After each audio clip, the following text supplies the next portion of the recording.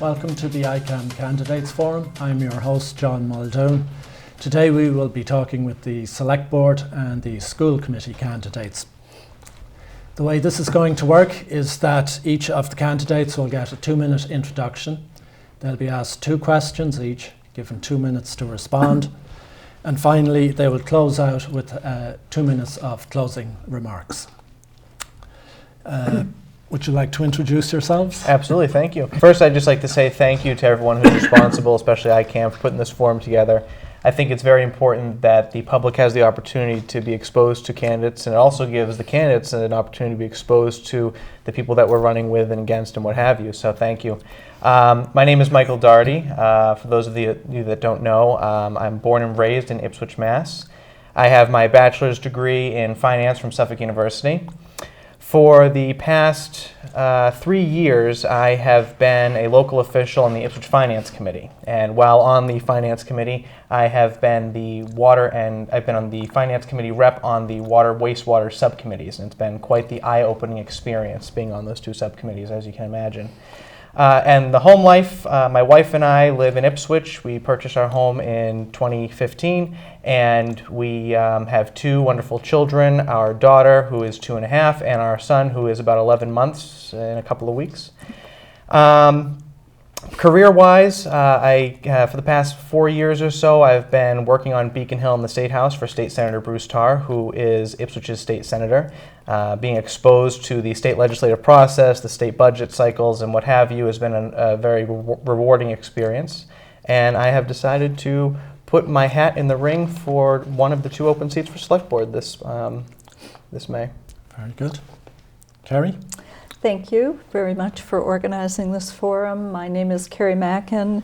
By way of introduction, I have lived on Great Neck for 35 years. I raised my 2 children here. I currently teach courses in environmental policy and protecting water resources at North Shore Community College, so I'm very committed to public education. I'm also on the Ipswich Historical Commission and on the board of the Ipswich Museum because I want to help preserve our town's wonderful historical resources. Previously, I was the head of the Ipswich River Watershed Association for almost 20 years. My work was helping to preserve our water and natural resources and building IRWA to be an organization that received national recognition for our work in river protection. I also helped to establish the headquarters, which is at the Riverbend site in Ipswich, with great gratitude to the late Dr. Joseph Petronic, who donated that property to us. And we developed that specifically to be a model for water management and sustainable landscaping practices. So people can see I could do that on my own property, looking at things like rain gardens, cisterns, even a green roof.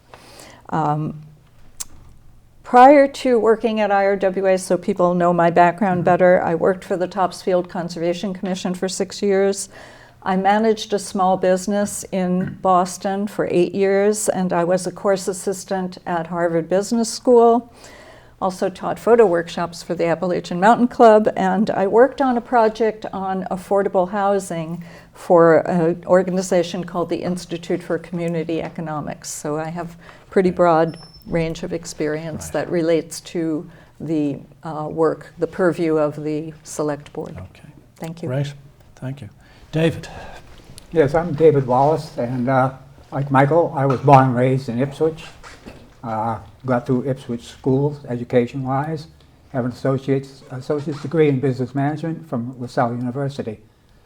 I want to thank ICAM for giving us a chance to have this forum here tonight. And my greatest asset, in my opinion, is my 23 years of sobriety, which I'm very proud of. Otherwise, I wouldn't be sitting here running as a candidate for the Select Board this year. This has taught me many lessons in life, which I cherish and hold very close to me.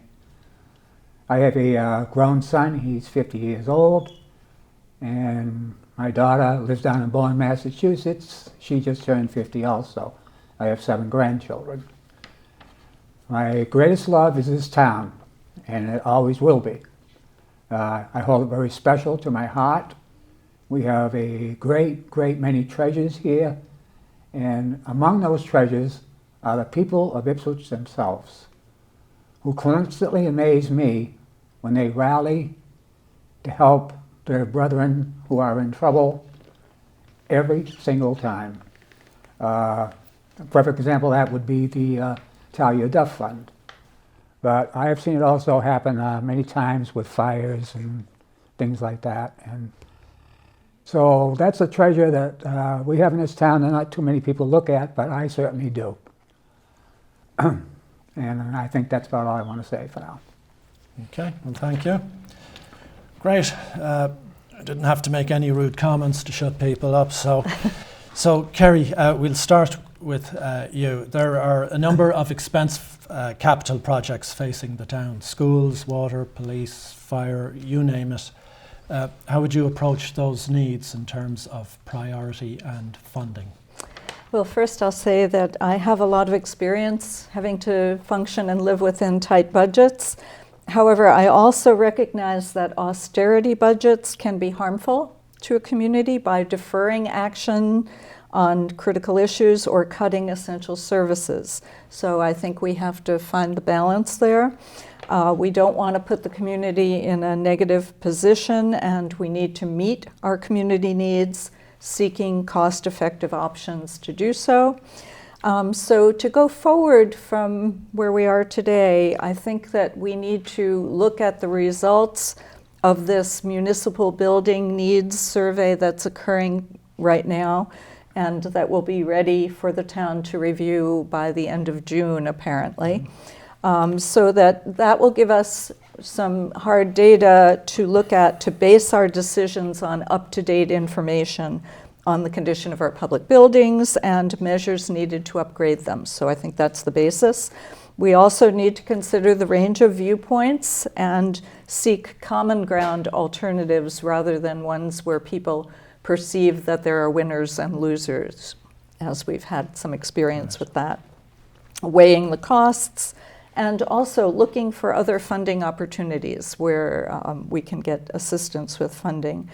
And I think the other thing that has to be factored in is that sometimes a delay in meeting our needs can also have significant costs, both financial and otherwise. I also feel strongly that Ipswich should be part of the Green Communities program, which would provide resources to help us become more energy efficient. And we have many challenges, the roadways, for example. That's a big issue that we're probably all aware of. I want to say that since the select board members are also the town water commissioners, it concerns me that the board does not have the expertise in water resource management. I would bring decades of experience in that area, so that's another issue. We'll have to stop you there. I'll stop there. Okay. David, would you like me to repeat the question, or? Yes, please. Okay. So we've got a number of expensive capital projects such as schools, roads, fire, police station, sewer. How would you prioritise those needs in terms of funding and planning? Well, prioritize would be the correct word, but that's what they need to be done. You can't have everything at once, because if you did, it would certainly raise taxes in this town, a lot more than what the taxes are now, and there'd be many more for sale signs on houses. And pretty soon you'd have nothing but a ghost town in Ipswich. And that's one thing I don't want to see, ever. Great. Michael? Well, John, it's a pretty interesting question when I saw it, because when on the Finance Committee, one thing that we do is we don't just look at capital expenditures, but we also look at operational costs too. And I think we should all keep in mind that whether we like it or not, there is going to be another override in the near future. The school committee has done a great job at being able to stretch the monies that we received from the last override to what it's been stretched to. So when you have to look at expenses, you look at the capital and the operational, but to specifically address the capital needs, I'll be the first one to say that none of us running have a master plan of exactly which move to make first and which move to make last. That's pretty clear. And that just proves that it's going to be a collaborative effort of everyone on subcommittees, on regular boards, the public input to make these decisions. And we have these subcommittees, and their job is to go and vet each one of these specific capital projects, like the Public Safety Building Subcommittee. They go out and they say, what do we have? What do we need? How long do we have for this? What's more of a priority?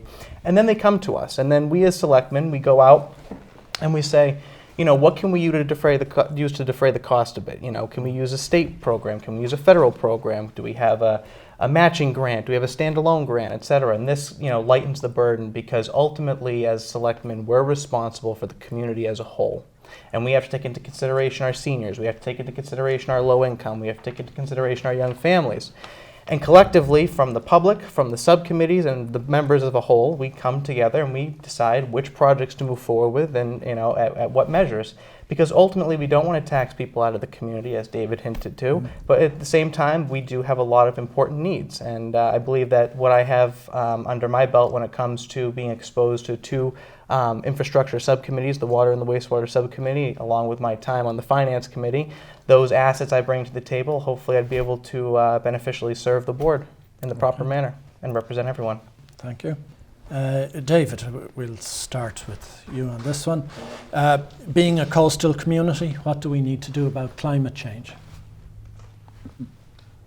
That is something I'd have to look into. Okay. Yep. Great.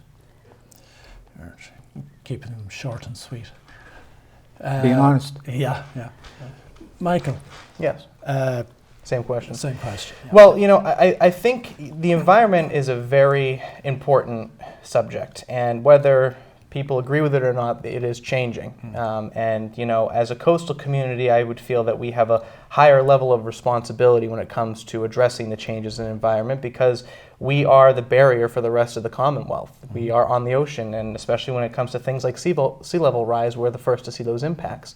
Luckily, Ipswich is lucky enough to have such a wonderful resource like the Great Marsh, which in my opinion is almost like the sponge put in front of the town, But one thing I think we need to keep into consideration when we're considering the environment is that there's a big difference in the damage that's already been caused and the damage that is being caused, right? So we have current actions that are being taken that are trying to reduce our carbon footprint to stop things from getting worse. And then we have to address the things that have already gotten worse, like raising roads, et cetera. Yeah. Like Carrie, I envision that the town of Ipswich would benefit greatly from being a green community. As I said earlier, I work for the state senator in our town, and a few of his communities are already green communities in his district, and I see the benefits that they get from being a green community between grant funding and what have you. And why wouldn't we want to use that tool that the state has put in front of us to take and ultimately reduce our carbon footprint? So I think we have a very large responsibility, and I think it's going to take the community as a whole. And we're not going to be able to do everything right at once, just like the capital project. It's going to be step by step, because again, we don't want to see spikes in taxes. We don't want to deter people from having to leave, etc. But it is an issue that needs to be addressed. Right. Okay. Thank you. Carrie, would you like me to repeat the question? No, Yes, I'd just like to start by saying, as a coastal community, we're particularly vulnerable to certain aspects of climate change. Obviously, sea level rise is one of those. And more extreme droughts, we've already seen one example of that in 2016 and the huge impact it had on our water supply. The town has made some mistakes in managing our water supply in the past, and we're now in a bind there. And with the new well proposal, we are on the path to another serious mistake, and we have to not do that. And I could go into more detail if I had more time, but I won't. Not only sea level rise, more extreme droughts, more extreme storms, but the rapid warming of the Gulf of Maine and ocean acidification are extremely serious concerns for a community like us that is so dependent economically, for example, on the shellfish industry. So that's something we also have to pay attention to. Obviously, our roads are being flooded more frequently, and that's a major issue in terms of the infrastructure concerns.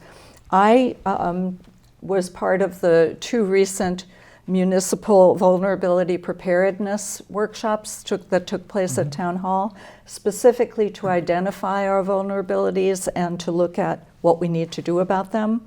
And those are a precursor to also eligibility for some funding to help us deal with those things. But we identified a whole range of things, not just the roadways, but electrical lines, communication lines, water supply, wastewater, public facilities, et cetera. So there's a lot of vulnerability. What can we do? Well, on an individual basis, we should all be working to reduce our emissions, improve energy efficiency, but also as a community. And to protect our coastal marshes is a huge factor. As Mike mentioned, basically they're carbon sinks, and protecting them is extremely important. So I'll leave it at that. Thank you. Well, thank you very much. Yep. Yeah. Michael, would you like to wrap up, please? Sure, I'd be happy to. So, I'm running for select board because the town of Ipswich is going to be facing some tough decisions to make over the next 5 years. And I'd like to be part of those discussions. I'd like to be part of the community coming together to really back each other. And as Carrie mentioned earlier, come together and moving forward towards a solution. You know, I've learned a lot on the Finance Committee over the past 3 years. I've learned a tremendous amount on the Water and the Wastewater Subcommittee over the past 3 years, and I've obviously learned a lot and have been exposed to the the state process and what have you. And my hope is that the public will see that between my professional life, my volunteered life, my educational life, and what have you, that I would be the candidate, one of the 2 candidates that would best suit the board for this election. So I hope that on May 21st you go out and check off Mike Daugherty for Select Board. Thank you. Thank you. Carrie? As a member of the Select Board, my mission will be to serve our town and preserve and protect our town character, our people, our history, our natural resources, our local economy, and our future. And I will bring decades of expertise in water management and natural resource protection to the board. I pledge to listen to the viewpoints of all of Ipswich's people on the range of issues under the purview of the Select Board. I want to also mention that a key principle of my campaign and my life's work is that a healthy economy and a healthy environment must go hand in hand. This is especially true in Ipswich, where our natural resources are so related to our economy. And so protecting our resources and our town future really requires that we focus on sustainable practices, and I'll be an advocate for that as well. Thank you. Thank you. And David? In 1990, I ran for selectman before, and in the mid-'80s, I also ran. It seems in my travels these days, a lot of people are asking, who's Dave Wallace anyway? Well, it just goes to show you how the town has grown population-wise. I mean, you can't know everybody in the town, and I don't expect to. But if I get elected on the select board, I intend to be, because I'm semi-retired, a direct liaison between the board and the people of Ipswich. And the way I intend to do this is to open both my email and my personal home phone certain hours of the week, every week, certain days, to allow the public to send me out an email or a phone call about something that's bothered them, and I'll listen to it and I will take it to the board.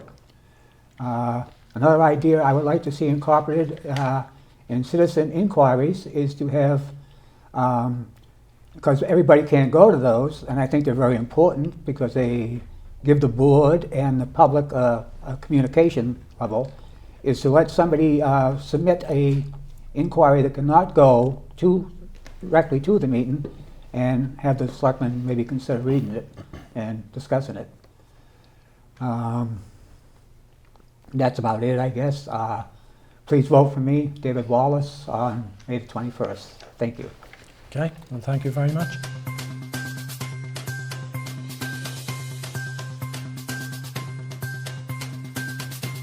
Welcome back. We've got the second round of our candidates for the Ipswich Select Board. Each of the candidates will get a 2-minute introduction. They'll be asked 2 questions each, given 2 minutes to respond.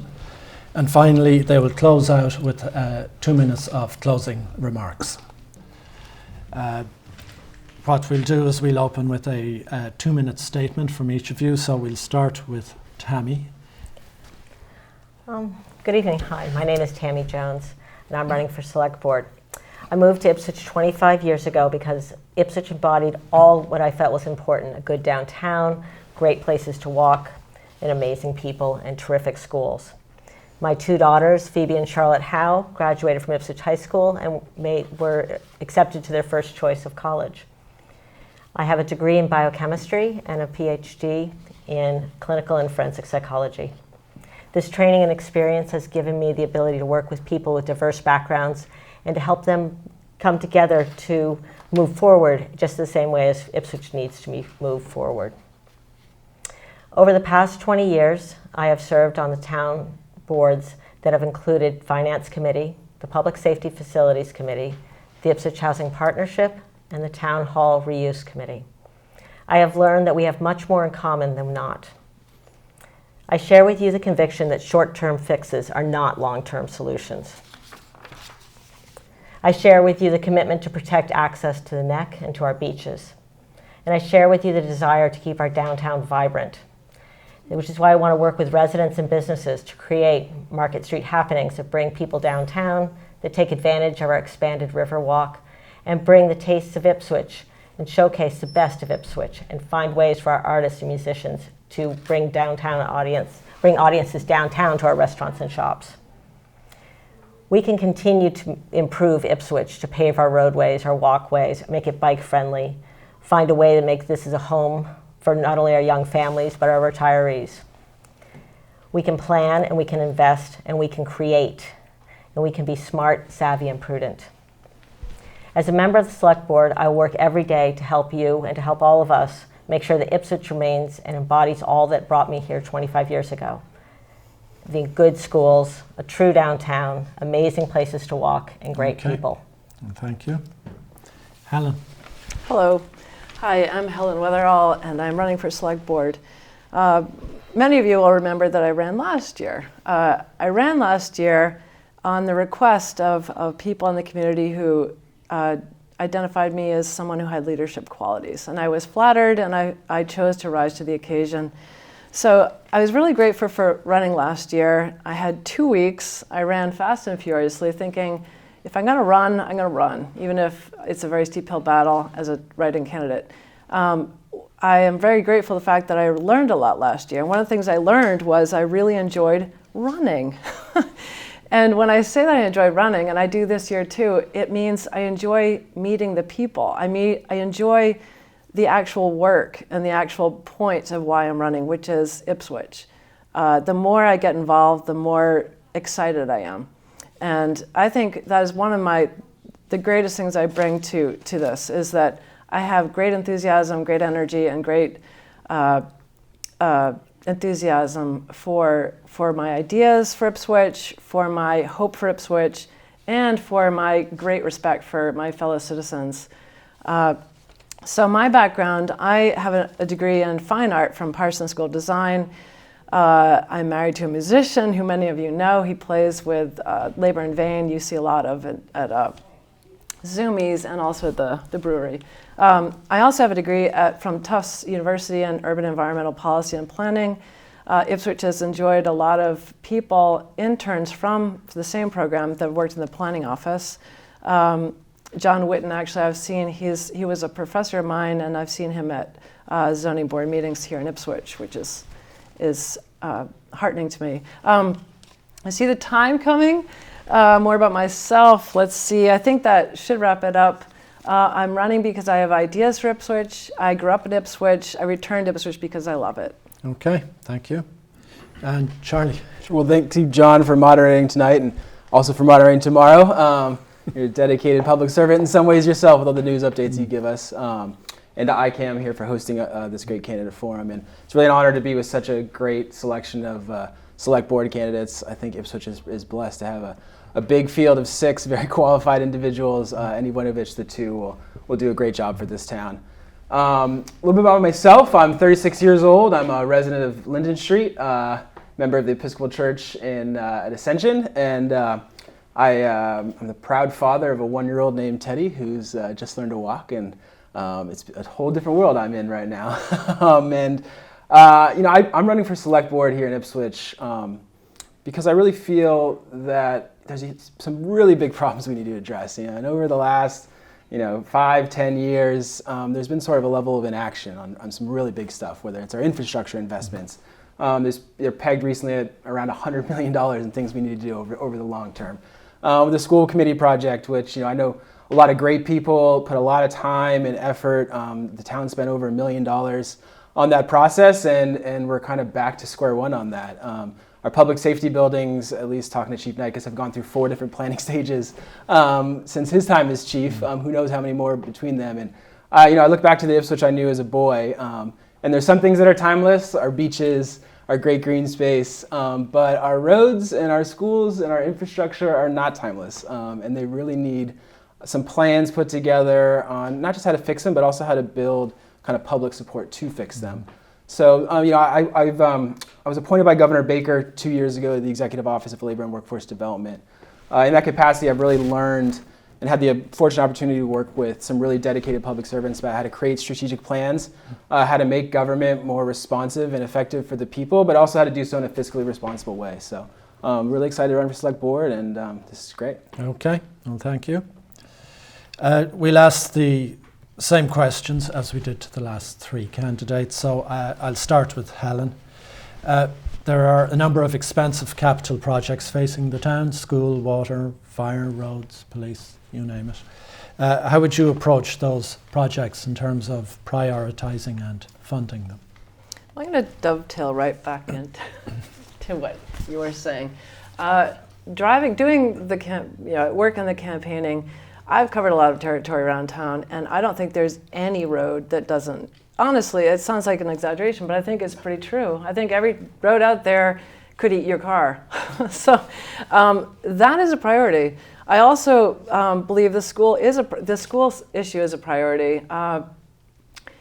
There's no question that the 2 schools are in bad repair. There's no question that it needs to be resolved. I also know that the water issues are a very serious priority. So pitting one against another is not the answer. One of the answers is, I'll say I've been to many meetings, and I often leave shaking my head or wanting an aspirin, because I see that the can gets kicked down the road again and again and again, and that goes into what you're saying. In fact, I said to Mike Doherty at another forum, I said, I use pretty aggressive language. I want Ipswich to show some spine and to leave meetings with something accomplished. I'd like to see the old proverbial line in the sand and say, look, we're not going to get up from this table until we reach this line, and then the next meeting we'll reach the next line. I want to see progress. I think all of us do. And I got to say, what a great group of candidates. I'm honored to be among them. So that's my answer, except I will follow up with green communities completely. It's one example of an opportunity that shouldn't be missed. I've been to a meeting where it was discussed that, well, gee, Ipswich can do this. Maybe we don't need to be a green community. Well, sure. And maybe if I wanted a car, I could get myself some wood and carve a wheel or 2 and make one. But if the tool exists, I say let's go for it. And it does exist, and so let's grab it. Okay, thank you. Charlie, would you like me to repeat the question? Sure. Sure, yeah. There are a number of expensive capital projects facing the town: school, fire, water. You know them all by now.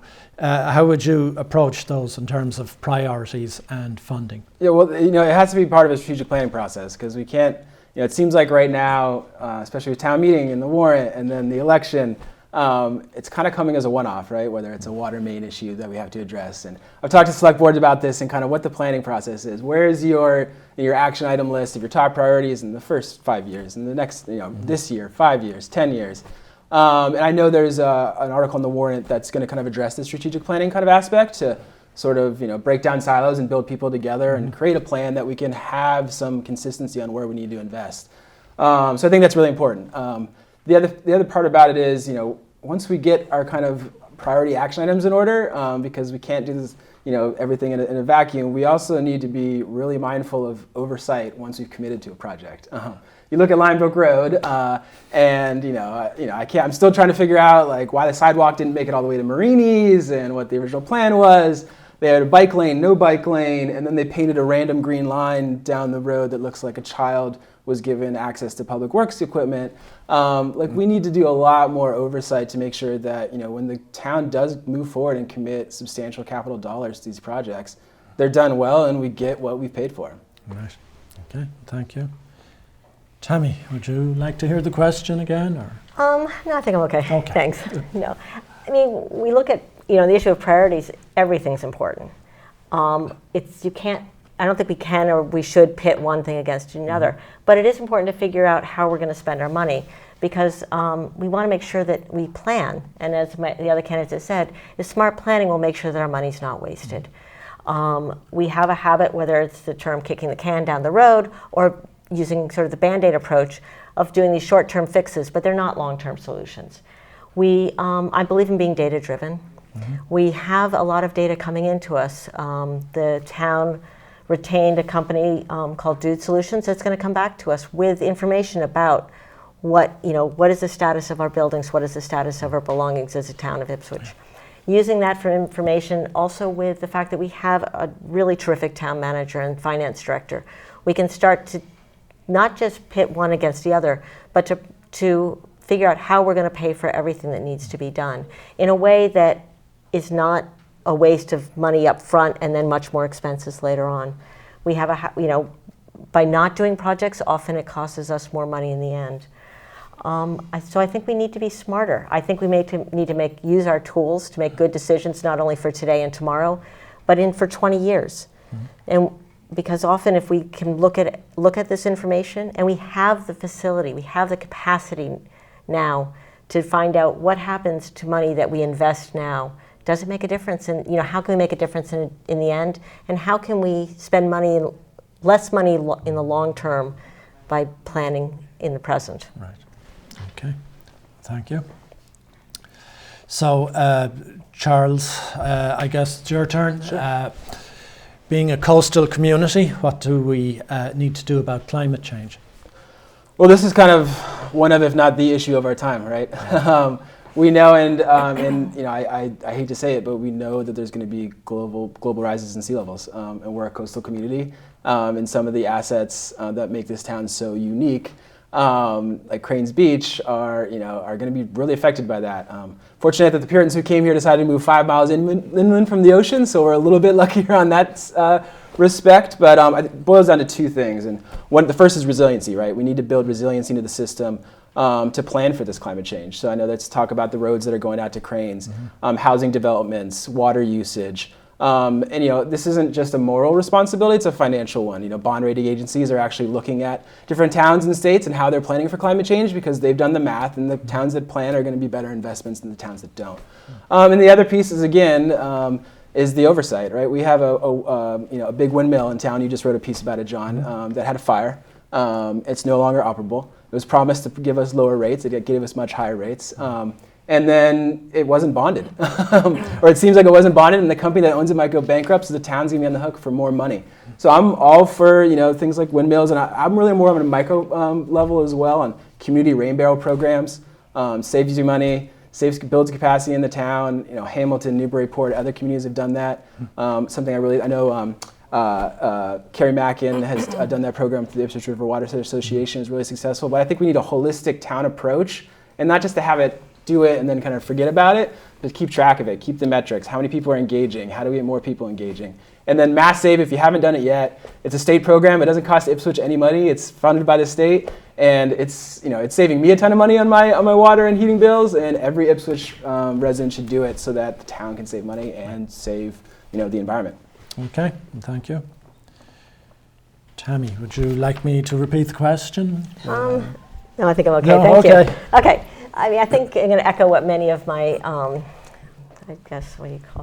the other candidates have said, is really becoming part of green communities, becoming part of a whole, becoming part of a larger projects. Green Communities is a program that will, if we buy into it, will allow us to access up to $250,000 in grants a year and every year to provide things like new boilers, new fuel-efficient boilers, to change windows from single pane to insulated within our town buildings, not only to give us savings up front, but to give us savings in the long term. And also becoming a part of a whole, a larger thing, we can start to make a difference on a more global scale. We can see lower energy uses and energy expenditures, which will make a difference. So, as with all the other candidates, I am very much in favor of becoming a green community member, and I think that's something we need to do. But also, I think we need to look at the realities that there are going to be changes, as my other candidates have said here. We need to think about what happens with sea level rise, what happens with access to the neck. We've already seen flooding to the neck, to the beach, and flooding downtown. Our downtown is at sea level. So we need to think about any infrastructure changes in not just how we're going to fix them for the next 5 years, but in 20 years. It was silly to build new roads going out to the neck if in 20 years we need to build a bridge. We need to look at the data that we have. We need to use the best information that we can, and we need to spend our money wisely so that we are protecting our community fiscally, but also in relation to changes in our climate, which we know are happening. Okay, thank you. So we'll wrap up with a closing. I didn't. Oh, excuse me. I was so looking forward to my response. Excuse me. All right. I think you do a fantastic job, John. So, anyway, what everyone said, I am in complete agreement on. So I'm going to shake it up a little and say, when we're facing a crisis, which is climate change, there is opportunity. And so, and also I'd say, as a human being, as we all are, we tend to shrink away from scary stuff. And we tend to not want to deal with it. We see that every day. People don't want to deal with it. We debate, is there such a thing as climate change? So let's look at it as an opportunity. In fact, I look at this whole situation as an opportunity. And I think people like Charlie, I hear lots of enthusiasm in this guy. And Michael, and Carrie, and everybody, Tammy. I think we all want to do something, and I think let's, as a town, rise to the occasion. Let's get creative. Yes, I said the scary, touchy-feely word, but let's get creative. Let's think outside the box. Let's use every tool at our available to us, and let's be proactive rather than reactive. I think all of us are a little bit tired of Ipswich being reactive. Yeah. And when you're reactive, it costs you more money, and frankly, it leaves a lot of people unhappy, and we're seeing that in town. I think we're all going to be happier if we unite and we work together to find good, creative, positive solutions. Okay, well, thank you. So I guess now we're ready for some closing statements. So, Charlie. Sure. Yeah. Well, thank you for having me here tonight, John, and thank you to everybody who's watching. I think we have such a dedicated group of people in Ipswich. Whether I've been going to finance committee meetings and select board meetings, and there's a planning committee meeting coming up, and it's just so impressive about how engaged people are across the spectrum with this process. And I was the first person to pull nomination papers on January 2nd. I was the first person to gather enough signatures to qualify for the ballot. I'm really dedicated to doing some good work here in Ipswich to help move the ball forward on some of the problems that are kind of plaguing us in terms of inaction and kind of money that's just not being spent on these projects appropriately. Since I've started, I've hit over 500 doors. I'm hoping to get to 1,000 by the end of the road here. And I hear from voters all the time about they're worried about their kids. If you look at Winthrop, mold in the classrooms, kids living in basically broom closets. They don't want that. The teachers are amazing, the parents are amazing, but we can do better than that. Look at the schools or the infrastructure repairs that we do. We can do better than that. And I really feel like I have the experience to start making some good action on these projects. And while I hear a lot of complaints, I would also notice that I hear some hope too. I was out in the Ipswich Housing Authority over the weekend, and I met a guy named Edney who came from a shelter in Peabody with his son. and is now living here. And you know, Edney, there was no complaints. This is like a dream come true to live in Ipswich. And you know, if elected select board member, I got lots of things I want to change and make better. But I also just, you know, my compass is going to be also what makes this place so special. Whether it's our, you know, the most historic town in America, our green spaces, that sense of town life and community. You know, well, we have some big things that we need to accomplish. We need to make sure that we kind of keep true to those values too. Okay, and thank you. Tammy. Again, thank you very much, and thank you to ICAM for giving us this opportunity. And you know, thank you to all my fellow candidates. I think that Ipswich has 6 great choices to, and I think any of us will be good additions to the board. You know, as I mentioned, I'd like to be on the select board. I have been on a number of different committees. I'm presently on the finance committee, public safety facilities committee. I've also had the opportunity to coach, I guess, soccer, basketball, track, lacrosse in Ipswich, and within that have met quite a lot of people. I'm hoping that if I am on the board, that my experience in the field of psychology and in the court systems will help, will be tools that we can use to bring people together. The committees that I've been on have been fascinating in the fact that it has been committees with with people of many diverse and unusual and different perspectives. And in many of these committees, we've come to consensus, not only consensus, but to unanimous decisions. I love Ipswich. I've been here for 25 years. I grew up just on the other side of the line. I'm very much hoping that I will be on the select board, but if I am not, I think that any of my other 5 candidates are fantastic. And I want to thank you for inviting me to be here and for ICAM for having us. Thank you. Okay, well, thank you. And Helen. My 2 minutes. So first off, boy, ICAM is terrific. I'm very excited about this place, and I'm excited for Ipswich that this is here. And again, finding in my running how fabulous Ipswich is, and the wealth of talent and knowledge that exists in this town is incredible. And actually, that's one of the points I'm running on too. Is I think we can do more to tap that. So to wrap up, one thing I didn't say earlier too, I have a long history of teaching in my background. I've worked internationally as a teacher and in universities and high schools as well. I also worked a lot in Boston on community committees and land preservation in Boston Community Gardens. And so I bring that home to Ipswich. I returned home to Ipswich with my husband. Because it's such a fabulous place. So I guess I'll wrap up with that, and thank you very much. Okay, well, thank you. And thank you to the select board candidates. We'll be back next with the school committee candidates.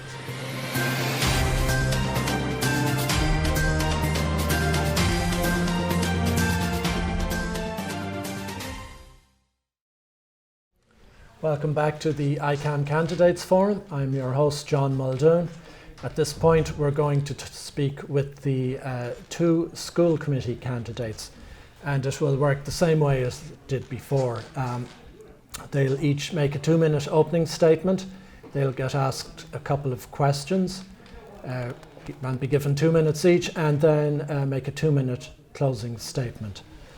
So, Sarah, would you like to start us off? So my name is Sarah Gilliam. I am running for Ipswich School Committee. My husband and I have 2 sons currently enrolled in the Ipswich Public Schools. We have a 7th grader at the middle school and a 4th grader at Winthrop. And we moved here, we're relatively new. We moved here last year right before the May town meeting, so right at the tail end of the school building project. And so I think that gives me the advantage of having a fresh perspective. We weren't here for that whole conversation, but at the same time, I also have quite a lot of experience working in the school system. So I volunteered in the schools ever since my 7th grader was in kindergarten. I volunteered in the classroom, in the cafeteria. I've been a room parent. I volunteered in the PTA. I was the president of my kids' elementary school for 2 years, and then moved up to the school systems PTA. I was the president of the county PTA for 3 years. And so we worked at that point closely with the school board and the superintendent. I served on many subcommittees with the school board and community members, so I have a lot of experience in that area. Since we moved to Ipswich, I'm on the Winthrop Council and the Middle School Council, so dipping my toe into Ipswich as well, getting to know the area. and been to all the recent school committee and budget meetings. So thank you. Okay, thank you. Cole? My name is Cole Desmond. I'm 21 years old and I'm running for school committee. My family has lived in Ipswich for 5 generations. I attended the Winthrop Elementary School and I got accepted, attended, and graduated from Essex Agricultural and Technical Institute. I'm a truck driver for a local company in town here, and I own and operate a small farm. I'm running for school committee because having gone through the school system, I know that Ipswich has a great education, and I would like to see that great education be there for future generations. Right, well, thank you. So we've got a couple of questions each for you, and I guess we'll start with Cole. What strategy can be developed to reach a 21st century education, teach 21st century education in elementary buildings that have got some structural or repair issues? So the question being asked indicates that Winthrop and Doyon elementary schools are sort of beyond repair. I'm a huge fan of repairing instead of totally replacing. I'd like to explore a lot deeper than the school committee has into making the repairs, possibly putting on an addition as opposed to a scrapping both schools and just starting fresh. Ipswich has more first period homes than any other town in the country. We of all people should know about repairing what's not beyond repair. Yeah. And I firmly believe that we as a town need to reassess and utilize the space that we have instead of starting over. Right. And Sarah? So that definitely is, I feel like, the looming question, Yeah. how do we move forward from the school building project? All 3 school buildings, I think, have structural issues, not just the 2 elementary schools, but we do need to develop some sort of strategy in order to deal with it. And I think that includes, looking for input and collaboration with other town leaders and boards and administration, teachers, the school community stakeholders. I think we need to take a look at the facilities assessment that's currently being done to see exactly what we're dealing with. The Community Development Working Group is currently looking at some long-term planning, so I think that would be worthwhile to have a conversation with them. And then we need to look to see if we want to reapply for state grant money, keeping in mind that we need to make sure we have a solid plan in place before we do so. But in the meantime, I feel like 21st century learning is definitely happening now already in our schools. We have teachers who are helping to develop their own curriculum, which is something that's attracted national attention for being innovative. We have professional development that helps keep the teachers on the leading edge of current education trends. We have STEAM initiatives, critical thinking, project and place-based learning, social emotional learning, and citizenship and leadership skills. So Ipswich is doing some amazing things. Okay. Thank you. Great. So our next question is short. Yeah. What does and I'll start with Sarah. Yeah. What does a successful Ipswich High School graduate look like to you? Yeah. So the goal that I tell my kids, what I want for them is I want them to be healthy, happy, safe, and productive. And I think that also applies to graduates. We live in changing times. Technology is rapidly evolving. We have global issues like connectivity, automation, climate change. And so I feel like we're really teaching and preparing our students for careers that may not even exist yet, which is challenging in and of itself. So I think that they need to have flexibility and innovation to be able to adapt to those changes. But then there are definitely life skills that have always been needed and continue to be needed for success, either in continuing your education or entering the workforce. And that's things like having a good work ethic, being resilient, having critical thinking and common sense, being proficient in technology, speaking of technology, being civic-minded and caring about your community, and just generally having a love of lifelong learning. I would like them to be open to new challenges and opportunities. So. Okay, thank you. And Cole, do you need me to ask the question? No. No, good. I got a shorter answer. Okay. Any student who has the education, knowledge, and tools to choose any career of their choice. That's mine. Okay, That's very it. good. Okay. Well, thank you.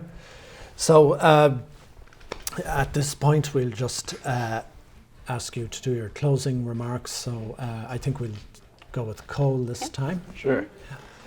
Growing up on a farm, I have learned how to stretch a dollar a lot further than most, and I would like to use those fiscal skills to help our school system through the future challenges of repairing and possibly replacing schools in the future, and continuing a great education that we already provide. Right. Okay. And Sarah? So what I would hope to achieve if elected to school committee is I would like to increase and improve the communication, improve access to district information, and improve the working relationships with the other boards and leaders. I think that we need to definitely expand our long-term planning and address the budgetary concerns that are coming up. Cole mentioned this as well. The town has a lot of budgetary issues, not just schools, so we need to find a way to balance those school needs versus the other town needs. And then I think we also need to just do some more collaboration with the other town leaders just to make sure that we have the efficiencies that we need.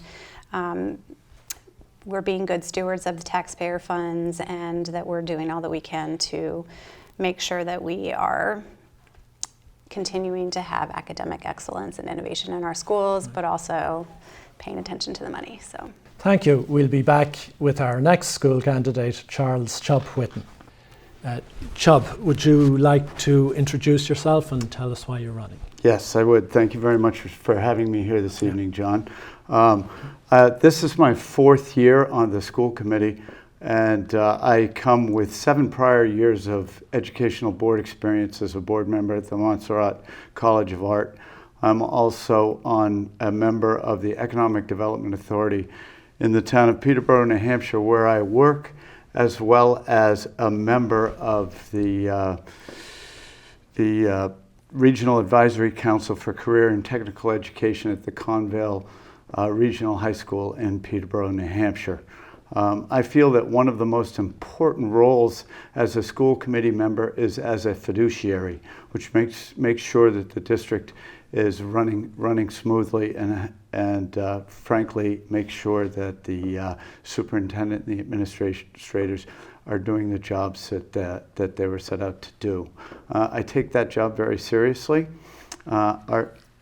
We, as school committee members, set policy, and although we have been known to get in the operational realm when we shouldn't, and try to avoid that as much as possible, and the school district administrators and teachers and superintendent run the operations of it.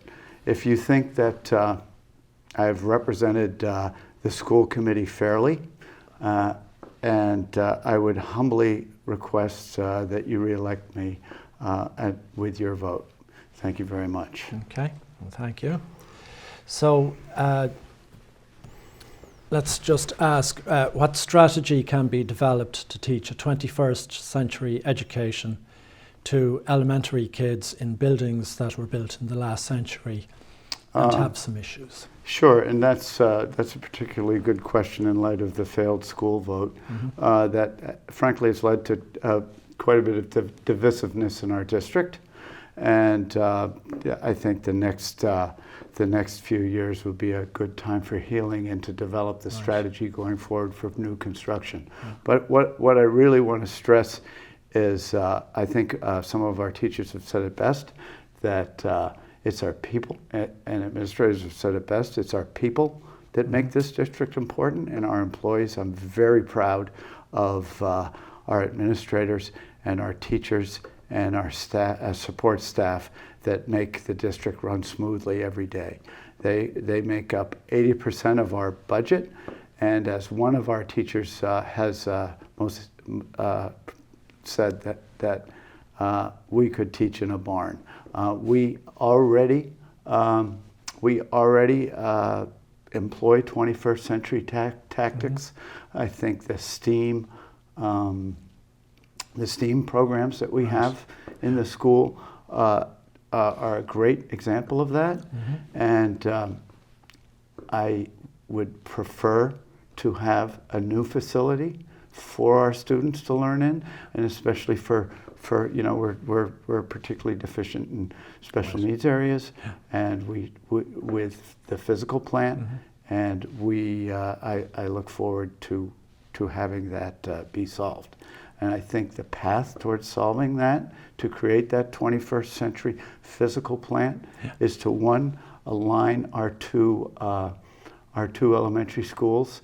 And I don't think there was much alignment in what we wanted for the one school project, and then bring it to the community. Right. Okay. So let me ask, what does a successful Ipswich High School graduate look like to you? For one, well-rounded in all aspects of life, and I am very encouraged, and one of the important elements of that education is your support staff, and the social emotional wellness of every student is an important part of the educational experience in Ipswich, and that's frankly also been bolstered by the last operational override. I think the students are continuing to improve, not improve, but continuing to excel with their testing, and they've represented Ipswich well. But a well-rounded education, and that also includes extracurricular activities. I'm very encouraged. I've always been an athletic supporter. I think that provides great extracurricular activities in addition to our academics. But I am just buoyed by the amount of sustainable education that has come to fore in the last few years, and I look for that to continue. Our music and our arts programs are second to none, and our support in the community for that is phenomenal. So I am encouraged by where our schools are and where they're going, and I'm fully confident that when a student takes advantage of our programs and leaves the Ipswich system, they are a well-rounded student and ready to take on the world. Okay, well, thank you. Very proud of them. Very good. So, thanks for taking the time to come in and answer the questions. Would you like to wrap up with a pitch to the voters?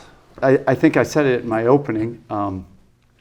I take the role of a fiduciary as a school committee member very seriously.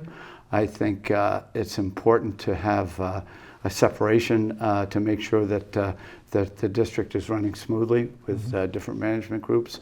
I'm very confident that our leadership team, with our superintendent, our financial services, our great principals, our brilliant teachers, and are committed to every child's well-being, students' well-being. I look forward to another 3 years if the voters of Ipswich would grant that to me, and I respectfully and humbly request another 3 years to continue.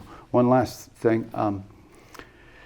It's getting on a board it seems to be a learning experience. Some of my colleagues have said this as well. In the first 3 years, the second 3 years are an important part of representing the town. Yeah.